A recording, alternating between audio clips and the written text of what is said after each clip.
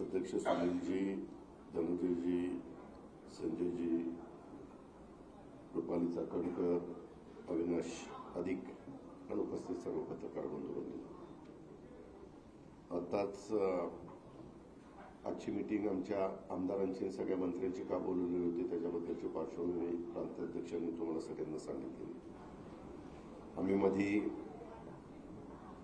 एकत्रपणे चर्चा करून जवळपास महायुतीचे 48 ज्या जागा आहेत त्याबद्दल महाराष्ट्रामध्ये साधारण कोणी कोणत्या जागा लढवायच्या त्याबद्दल मागे तुम्हाला मी किंवा देवेंद्रजींनी सांगितले तो 80% काम झालेलं आहे। आता मी आपल्याला सांगतो 99% काम झालेलं आहे। फक्त आमचं ठरलेलं आहे की 28 तारखेला मी देवेंद्रजी आणि एकनाथराव शिंदे असं एकत्रपणे मुंबईला प्रेस कॉन्फरन्स घेऊन त्याबद्दल बरेचसे उमेदवार पण आता तर पहिल्या टप्प्यातले उमेदवार जाहीर करणं क्रमप्राप्त होतं, दुसऱ्या टप्प्यातले जाहीर करणं क्रमप्राप्त होतं। त्या पद्धतीनं वेगवेगळ्या राजकीय पक्षांनी इव्हन आम्ही देखील महायुतीचे आणि समोरच्या पक्षांनी देखील विरोधी पक्षांनी त्यांचे उमेदवार जाहीर केलेले याद्या आपल्याला सगळ्यांना पाहायला मिळालेल्या आहेत आणि राहिलेल्याबद्दलचा 28 तारखेला सगळी नावं त्या ठिकाणी आपल्याला मिळतील।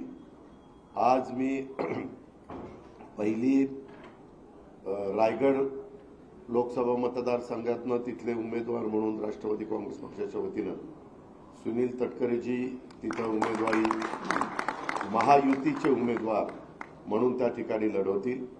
यामध्ये भारतीय जनता पक्ष, शिवसेना, राष्ट्रवादी काँग्रेस पक्ष, तसंच आठवले साहेब, तसंच कवाडे साहेब, तसंच सदाशिवराव खोत, तसंच रासपचे महादेव जानकर, तसंच विनय कोरे, कवाडेंचं नाव सांगितलं, असे सगळे मिळून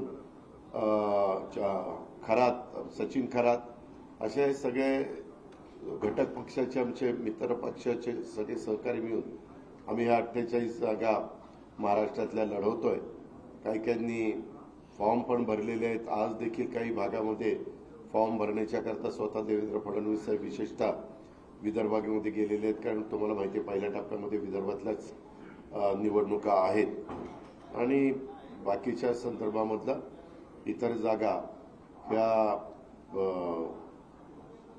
28 तारखेला मी आपल्याला त्याच्या संदर्भात सांगेन। आता थोड्या वेळाने मी सुनील तटकरेजी, दिलीप वळसे पाटील साहेब, आम्ही सगळेजण आंबेगावला पण जाणार आहे। आंबेगावला शिवाजीराव आढळराव पाटील जे 20 वर्षापूर्वी आमच्या पक्षातनं शिवसेनेमध्ये गेलेले होते त्यांना आम्ही पुन्हा पक्षप्रवेश त्या ठिकाणी देतोय।